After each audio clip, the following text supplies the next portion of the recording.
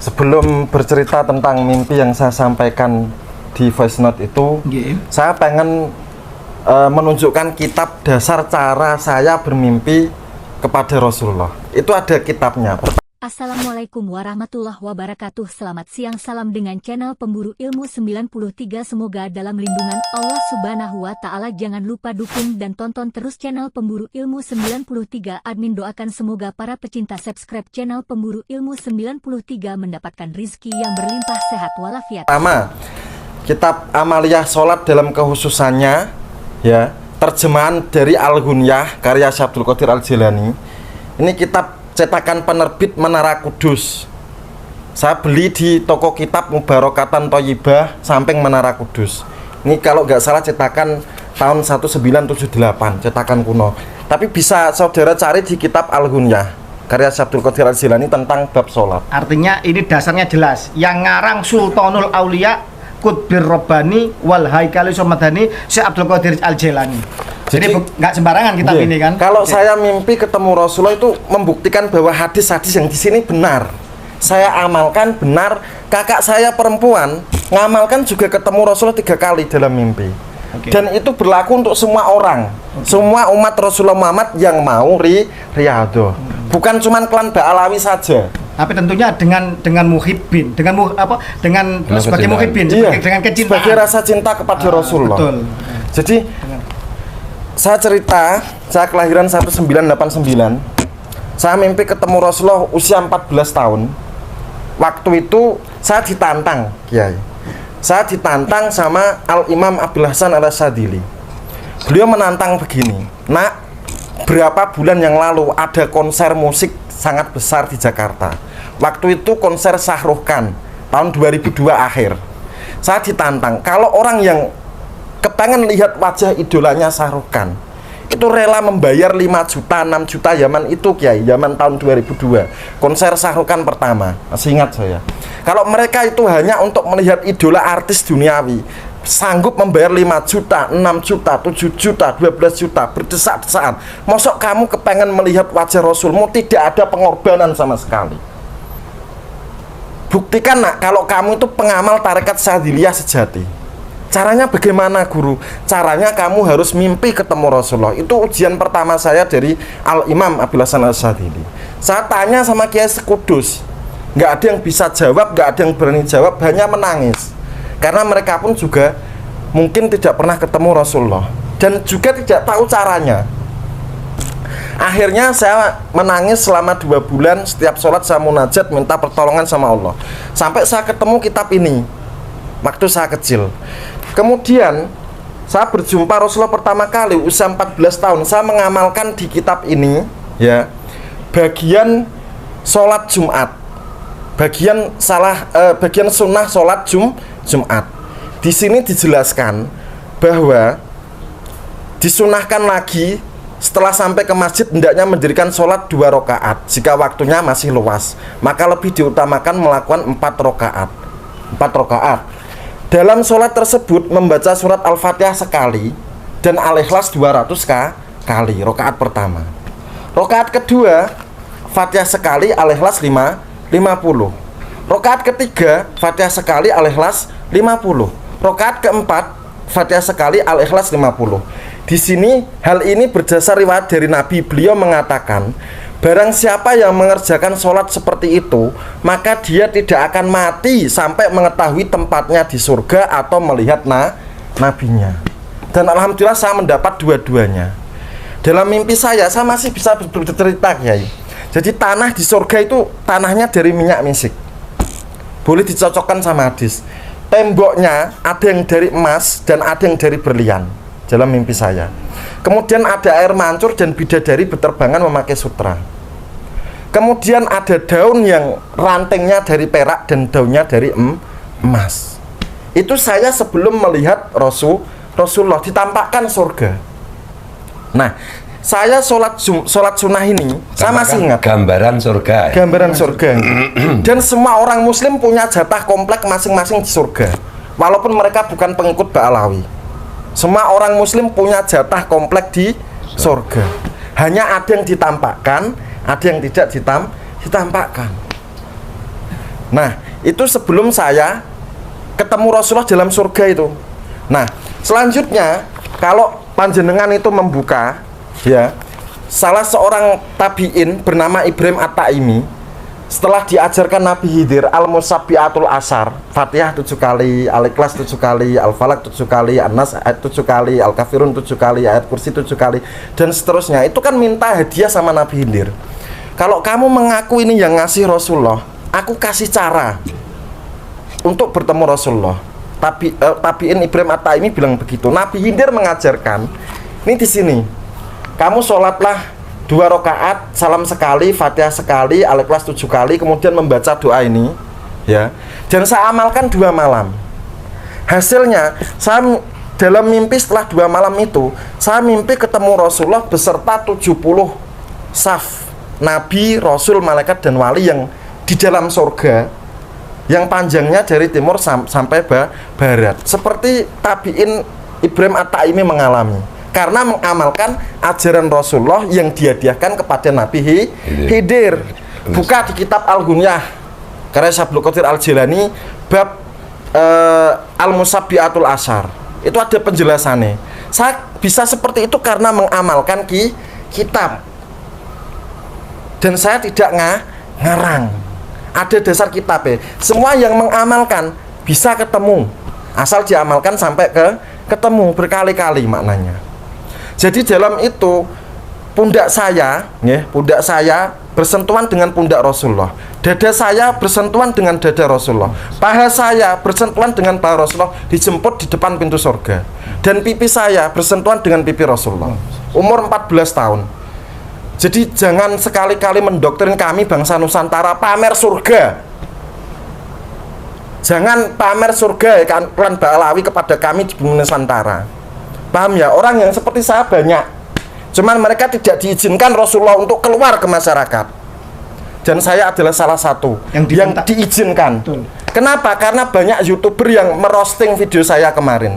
Itulah yang menyebabkan turun izin bagi saya untuk keluar gelanggang dan tidak pernah mundur atau balik arah. Gitu ya. Terus kemudian kitab yang kedua. Siapa ini? Coba tolong Gus ya, ini channel. Kemudian Gus Sanaye ya, buka ya.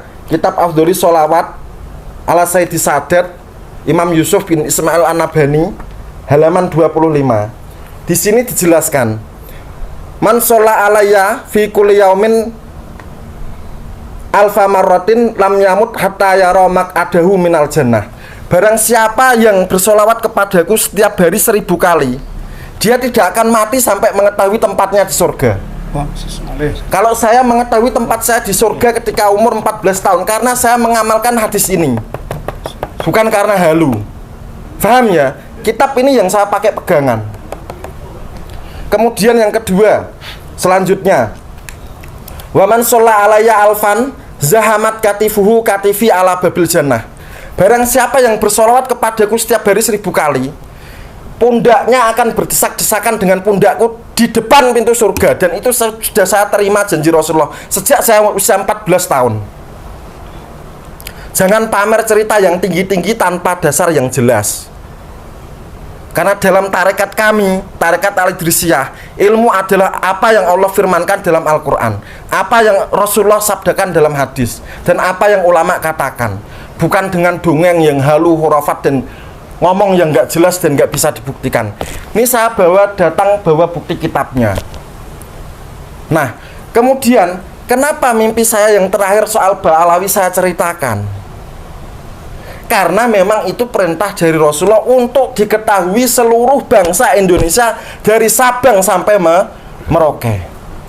Kenapa hanya diketahui bangsa Indonesia? Karena saya warga negara Indonesia, bukan warga negara Yaman, bukan warga negara Irak, bukan warga negara Malaysia. Allah berfirman dalam Al-Quran, a'udzubillahi minasyaitonirrajim, wa ma arsalna min rasulin illa bilisani qaumihi liyubayyina lahum. Quran surat Ibrahim. Utusan itu didatangkan dengan bahasa ibu, bahasa lokal. Karena saya orang Indonesia, saya akan menyampaikan pesan untuk bangsa Indonesia. Begitu, nggih. Saya mimpi ketemu Rasulullah lebih dari 20 kali. Tapi yang untuk disampaikan kan hanya 3 yang untuk diketahui orang umum. Yang lain enggak? Mana? Enggak saya buat dawir nggih. Betul. Enggak saya buat saya keturunan Nabi. Kasih uang. Enggak saya buat seperti itu. Cium kaki saya. Cium kaki saya. Enggak saya buat seperti itu. Nah, jadi kenapa saya bisa mimpi ketemu Rasulullah membahas Ba'alawi? Karena saya istikharah dan minta petunjuk dan riadoh. Lama, 3 bulan saya riadoh. Baca sholawat ribuan kali. Saya minta ditemui Rasulullah, minta penyelesaian dari Rasulullah. Kenapa? Karena waktu itu,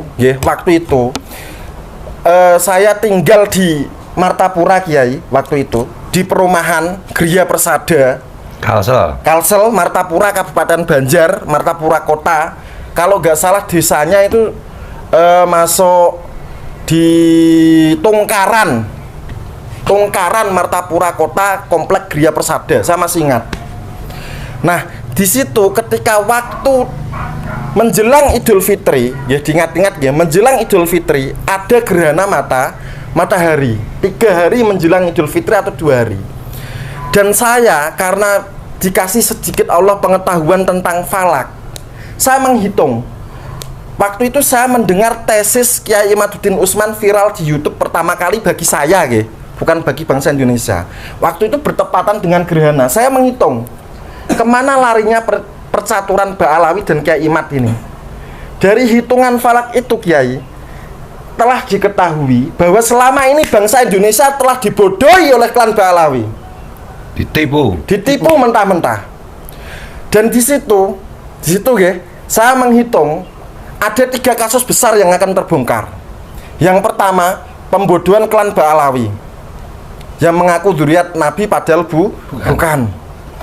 Yang kedua, kasus emas di Kementerian Keuangan 109 triliun baru diungkap sama Prof. Mahfud. Yang ketiga, soal rekening bongsor dana Ponpes Al Zaitun. Itulah yang terungkap setelah gerhana. Paham nggih? Nah, di situ kemudian apa benar ini hitungan falak saya? Saya beristikharah.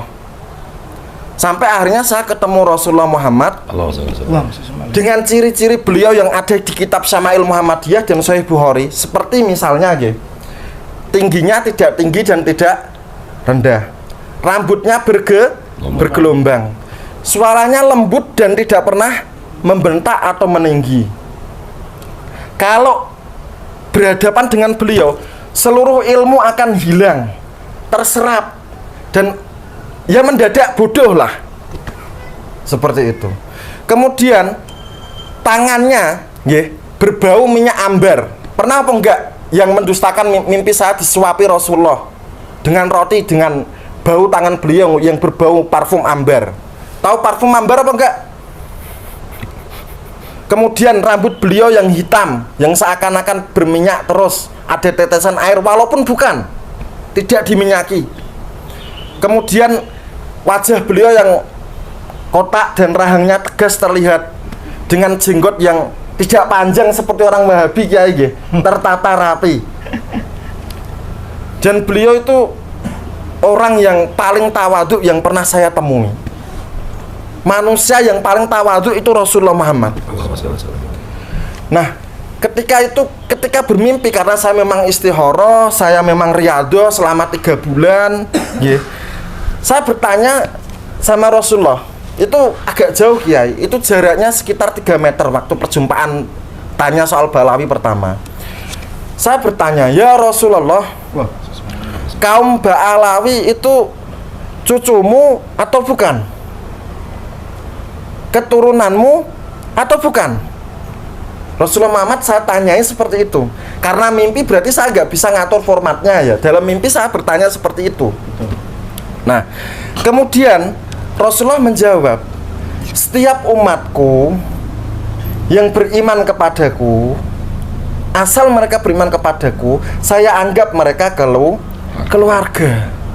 Tapi kalau kamu bertanya tentang Ba'alawi, mereka itu bukan dzurriatku." Dzurriat itu artinya apa? Dzurriat itu artinya keturunan biologis yang terlahir dari pernikahan dan membawa DNA atau genetika itu artinya dzurriyyat. Kenapa? Karena cucu, misalnya ada Mbak Alawi di aku cucu Nabi. Cucu itu maknanya luas. Cucu ideologis kah? Cucu murid kah? Cucu angkat kah? Atau cucuan? Iya kan? Kalau Mbak Alawi ada yang disebut Rasulullah sebagai cucunya, jangan bangga. Semua umat muslim dianggap cucu Rasulullah. Tapi dalam mimpi saya mengatakan bahwa mereka bukan dzurriyyatku. Tidak membawa darah Rasulullah. Tidak membawa darah dan tidak membawa gen DNA enggak. Kalau nggak percaya, Mbak Alawi rame-rame tes DNA sana, cepat. Rasulullah mengatakan Mbak Alawi bukan dzurriyyatku. Redaksi Rasulullah seperti itu. Nasab mereka munqati'un wa maudhu'un. Munqati'un, saya tanya ya sama sahabat saya, Sayyid Muhammad Ismail dari Jember, Pondok Bustanul Ulum, Mlokorjo. Dzurriyyatnya Kiai Sepo Mloko, dzurriyyatnya Sunan Kudus. Saya tanya, munqati itu artinya apa, Kak? Beliau jawab, munqati itu artinya terputus. Tidak ada kaitan sama sekali. Gak ada kaitannya, Kiai. Gak nyambung sama sekali, 100% gak nyambung. Wa maudhu'un. Maudhu' itu artinya apa? Dipalsukan, direkayasa. Artinya kepalsuan, ditimpa lagi kepalsuan, ditimpa lagi kepalsuan, ditimpa lagi halusinasi, ditimpa lagi rekayasa beratus-ratus tahun. Itu artinya maudhu' itu dipalsukan berkali-kali. Makanya Ubaidillah nggak ada, Muhammad Said Mirbad nggak ada juga katanya. Nasabnya terputus 400-500 tahun. Ya memang seperti itu. Rasulullah mengisyaratkan mereka bukan dzurriyyatku. Nggak ada DNA nih memali apa? J1 gitu. Iya, J1. Nggak ada. Terus kemudian munqati'un wa maudhu', terputus dan nasab mereka penuh dengan kepalsuan. Kemudian mimpi saya yang kedua dengan Rasulullah itu menyayat hati, menyentuh, sedih, murka, marah dan lain-lain. Kenapa seperti itu? Karena waktu itu saya mimpi ketemu Rasulullah itu di depan makam Sunan Kudus, Kiai. Seakan-akan di depan makam Sunan Kudus. Jarak 1 meter saya sama Rasulullah. Rasulullah nunjuk-nunjuk begini, sampaikan sama seluruh bangsa Indonesia, aku Rasulullah Muhammad tidak ridho. Beliau sambil gigi geraham beradu menahan marah. Tangan sebelah kiri terkepal karena menahan marah, bukan melampiaskan tapi ditahan. Aku sambil nunjuk dadanya gini, Kiai, aku Rasulullah Muhammad tidak ridho. Aku Rasulullah Muhammad murka. Aku Rasulullah Muhammad benci terhadap orang yang mengaku dzurriyyatku, keturunanku, mengaku nasabku, mengambil silsilah nasabku, digunakan untuk menginjak umatku, menghina umatku, memeras darah dan keringat. Itu Mbak Alawi banyak nipu orang pakai nama Rasulullah buat ngambil uang itu, Kiai. Itu kan darahnya kaum muslimin. Kemudian Rasulullah mengatakan, buka Sahih Muslim. Man ghasyana falaisa minna. Buka kitab Sahih Muslim. Man ghasyana falaisa minna. Barang siapa yang menipu kami golongan kaum muslimin, bukan termasuk golongan kami. Jadi Rasulullah Muhammad itu ketahuan asli atau nipunya, Kiai. Itu kalau Rasulullah Muhammad dijumpai dalam mimpi atau pengalaman spiritual, pasti mengajarkan Al-Quran atau hadis. Dan tidak mungkin bertentangan dengan kebenaran. Tidak mungkin bertentangan dengan fakta ilmiah. Kalau bertentangan dengan Al-Quran, dengan hadis, dengan ucapan Rasulullah ketika hidup, dengan fakta ilmiah, dipastikan itu bukan Rasulullah. Atau pura-pura mimpi, ngarang mimpi, halusinasi. Gitu. Jadi Rasulullah sudah mengancam, khususnya yang diancam seluruh klan Ba'alawi. Jangan lagi setelah ini mengaku dzurriyyat Rasulullah. Karena Rasulullah mengatakan, man ghasyana falaisa minna. Barang siapa yang menipu kami, bukan termasuk golongan kami, jamaah kaum muslimin. Jangan kau gunakan nama Rasulullah untuk menginjak umatnya, untuk menghina umatnya, untuk memeras darah dan keringat umatnya. Rasulullah marah. Faham, kalian itu bukan keturunan. Kalau kalian memang keturunan, datang ke sini untuk tes DNA 7 kali 24 jam, kami tunggu. Nggak punya uang, kami bayar. Setuju, Kiai? Setuju. Datang ke sini, ke Pleret ya. Ke Pleret, ke Rodotul Fatihah. Ya. Kita patungan. Ya. Saya bayarin nanti. 7 kali 24 jam. Kalau enggak, jangan ngaku lagi sebagai dzurriyyat Rasulullah. Penipu kalian itu. Kemudian mimpi saya yang ketiga, itu saya dipesan oleh Rasulullah untuk menyampaikan kepada salah satu cucunya. Nggih. Beliau menyebut dengan nama KRH Fakih. Masih ingat nggih? KRH Fakih. Kenapa Rasulullah menyebut seperti itu? Ya saya nggak tahu. Itu bukan keilmuan saya, itu nanti biar KRH Fakih yang menjelaskan.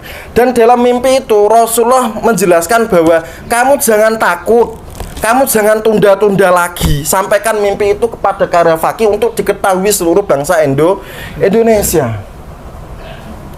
Begitu. Jadi setelah itu ya saya nggak mungkin menunda lagi. Saya langsung japri karena kebetulan nomornya pernah saya simpan, Kiai. Pernah satu grup WA. Begitu, Kiai. Terima kasih. Terus saya ini tanya, penasaran juga, Kiai. Saya boleh tanya, ini cucu apa ini? Cucu ideologis atau cucu apa? Kalau dari penjelasan itu, Kiai, cucu ideologis. Cucu ideologi. Dan cucu Biologis. biologis. Amin ya Allah, amin, amin, amin. Nah, sekarang saya gantian tanya. Halo, Beb. Halo. Jangan dipanggil Habib, Kiai. Oh ya, Sayyid. Oh, saya ya. Yang Habib jangan dipanggil Sayyid, yang Sayyid jangan dipanggil Habib. Habib itu Yahudi. Oh, Habib itu Yahudi. Oke.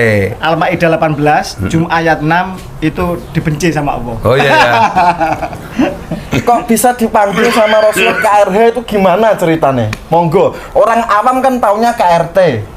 Orang awam kan taunya KRMH. Kenapa bisa dipanggil KRH? Saya sendiri juga heran. Tapi karena itu dawuh Kanjeng Nabi, ini saya takut masalah ini karena saya sama sekali merasa shock. Bukan saya senang, tapi saya justru merasa malu dan tidak pantas kalau Kanjeng Nabi memang benar dalam mimpi itu menyebut seperti itu. Sebenarnya apa perlu diceritakan? Tidak perlu ya. Diceritakan saja, Kiai. Biar saya nggak jadi korban bully seluruh Indonesia. Jadi saya sendiri juga akhirnya kenapa kok Rasulullah menyebut KRH? Jadi begini, saya gelar KRT Kanjeng Raden Tumenggung saya dapat dari Keraton Surakarta di Ningrat. Nah itu gitu. Yang ini kekancingannya resmi, raja yang tanda tangan, bukan yang lain. Itu yang pertama. Yang kedua dari Sinuwun Sultan Surya Alam Demak, entah apapun ceritanya, ya kan, yang jelas pokoknya beliau yang berhasil menegakkan Keraton Demak sekarang, ya kan, terlepas dari banyaknya pertarungan atau perpecahan di antara keluarga, saya tidak mau turut campur tangan di situ. Tidak. Dan itu satu-satunya sultan yang pandai memijat. Dia punya keahlian supranatural, ya. Juga tobit, itu gitu. Nah, dari Sultan Surya Alam saya dikasih kekancingan Kanjeng Raden Mas Haryo KRMH. Lah kalau Rasulullah menyebut KRH itu saya buka literasi, KRH itu gelar untuk, kalau nggak salah, untuk udek-udek ya, turun ke-6 dari raja. Lah wallahu alam, apakah benar seperti itu ya, nanti kita telusuri benar tidaknya. Tapi kalau dari HB kan kira-kira anu ya, jangan bahas itu, saya tidak berani, Mbak. Nanti itu nanti aja. Kalau saya udah dapat kekancingan baru saya buka ke umum. Sudah dikonfirmasi. Sudah terkonfirmasi ya. Kalau memang sesuai dengan data di keluarga kami, dari komparasi, kompilasi, kolaborasi dari berbagai pihak, ada indikasi ke salah satu Hamengkubuwono, saya garis ke-6 melalui BPH Fulan. Itu kalau memang benar ya berarti Rasulullah menyebut KRH itu memang benar dari turun ke-6, artinya udek-udek. Nah, itu, tapi saya tidak berani menyebutkan dan saya juga tidak berani menyampaikan di sini. Khawatir saya salah. Kalau salah kan malu-maluin. Apalagi kalau kemudian ternyata ya itu tadi, saya dianggap cucu Kanjeng Nabi. Waduh, ini saya tidak kuat saya menerima beban ini karena saya merasa tidak pantas demikian. Kalau Gus Suat jelas pantas ini, Bu. Walaupun kami masih kerabat, tapi beliau lebih pantas. Karena apa? Karena Ada buktinya. datuknya itu langsung wali kutub gitu. Mbak Abdul Rauf ya. Mbak datuk saya itu sepupunya Mbak Abdul Rauf, Kiai apa namanya Madya Kromo, cucunya Kiai Syabuddin Katen. Kalau panjenengan mungkin pantas karena mimpi Kanjeng Nabi berkali-kali. Kalau saya Mohon maaf, tidak Kiai. pantas. Nggih, pantas. Darah saya merah, bagaimana darah orang Nusantara. Ya. Nggih. Saya makan di bumi Indonesia tidak mengenal kasta. Oke. Orang biasa saja lah, orang umum aja lah saya. Oke, kita Ya, lanjut ini monggo, kayaknya lanjut. topiknya belum selesai. Masih ada Selesai. satu kitab lagi yang. Nah, Ya. Kemudian para youtuber yang suka merosting saya, silahkan buka kitab Sa'adatud Daurain fi Sholati ala Sayyidil Kaunain, ya, karya Syekh Yusuf bin Ismail An-Nabhani, halaman 425. Di sini menerangkan bahwa ketika seseorang mimpi bertemu Rasulullah itu tidak bisa diserupai oleh setan. Pertama, yang kedua, dan di sini mimpi bertemu dengan Rasulullah itu Rasulullah bisa mewujud dalam berbagai macam wujud. Ada yang saya sendiri kayak gini, pernah ditemui Rasulullah dalam wujud orang tua usia 60 ya, kiai nggih. Pernah usia paling tampan 30-an. Yang keindahan Rasulullah ketika menjemput saya di depan gerbang pintu surga. Itu cahaya Rasulullah mengalahkan cahaya surga. Makanya benar kalau cahaya surga dengan cahaya Rasulullah itu kalah indah. Dan tujuan para wali itu hanya berkumpul bersama Rasulullah, Bukan surganya. bukan surganya. Kenapa? Ya karena Rasul di surga ya kita ikut Rasulullah. Iya. Gitu. Di sini dijelaskan halaman 425 bahwa banyak para ulama, banyak para orang soleh itu berjumpa dengan Rasulullah dengan berbagai macam wujud beliau. Jadi jangan heran. Panjenengan baru ada orang mengatakan mimpi ketemu Rasulullah lebih dari 20 kali, heran. Ada riadohnya, ada perjuangannya. Enggak tidur, ngarang, mimpi, halu, buat dawir, buat ngamen, buat menginjak. Naudzubillah min dzalik. Buat ngawinin cewek. Wah, Kalau naudzubillah min dzalik. kalau bosen dibuang, Ya. belanjanya minimalis, Mosok korbannya 26. pas-pasan. Mosok korbannya 26. Siapa itu yang korban 26 itu di Jakarta itu? Iya. Marga siapa itu? Ya. Ada itu. Itu Jangan. korbannya juga telepon saya itu, si Wah, Mbak Dirga itu. repot. Ya. Ingat ya, hadis Rasulullah buat kaum Ba'alawi di tahun ini. Man ghossana falaisa minna. Barang siapa yang menipu kami bukan termasuk golongan kami. Ayo mari kita ulang. Man ghossana falaisa minna. Barang siapa yang menipu kami bukan termasuk golongan kami. Yang Habib jangan ngaku Sayyid. Karena Habib itu kan turunan Yuya, Kiai. Turunan Yahudi. Iya, turunan Upload, penasihat Fir'aun. Ya. Gimana mau ngaku Sayyid? Yang Sayyid jangan dipanggil Habib. Bahaya. Ya, Rasulullah nggak boleh. Soalnya ini mohon maaf Kiai nggih, Ya. di YouTube banyak channel-channel yang asalnya titik-titik, Habib titik-titik, bin titik-titik, berubah jadi Sayyid sekarang. Ya. Itu kalian sudah menasabkan yang bukan leluhur kalian. Betul. Pesan Rasulullah dalam mimpi saya, ya, janganlah seseorang menasabkan kepada orang yang bukan leluhurnya. Makam dibelokin itu dosanya lebih berat. Misal ini, Kiai Fuad ngaku keturunan Sultan Brunei. Kurang ajar apa enggak kira-kira? Kurang ajar banget. Kurang ajar. Iya. Tapi lebih kurang ajar lagi kalau makam keturunan Sultan Brunei diba'alawikan. Iya, Coba iya. kalau di Brunei gimana itu yang diba'alawikan itu? Oh, hukum pancung. Hukum pancung ya? Iya. Kenapa Kiai? Nah kan Brunei itu negara Syariat Islam, ya. Untung kalian di Indonesia itu gak dipidanakan, untung. Ya. Sekarang Ba'alawi seluruh Indonesia ya, siapapun itu, dengerin saya bicara. Ketika Rasulullah itu perang Khaibar, buka kitab masing-masing. Ketika Rasulullah perang Khaibar, itu Rasulullah pernah menghalalkan nikah mut'ah, kawin kontrak. Ya. Tertera di semua kitab. Ya. Tapi ketika perang Khaibar selesai, Rasulullah menghapuskan hukum halal pada kawin kontrak, nikah mut'ah. Jadi ada nasahnya, ada penghapusnya. Ba'alawi, kalian telah mengaku sebagai dzurriyyat Rasulullah, 200 tahun menipu bangsa Indonesia. Kalian harus meralat perkataan kalian secara terang-terangan di seluruh pengajian kalian. Mengakulah kalau kalian bukan keturunan atau dzurriyyat Rasulullah.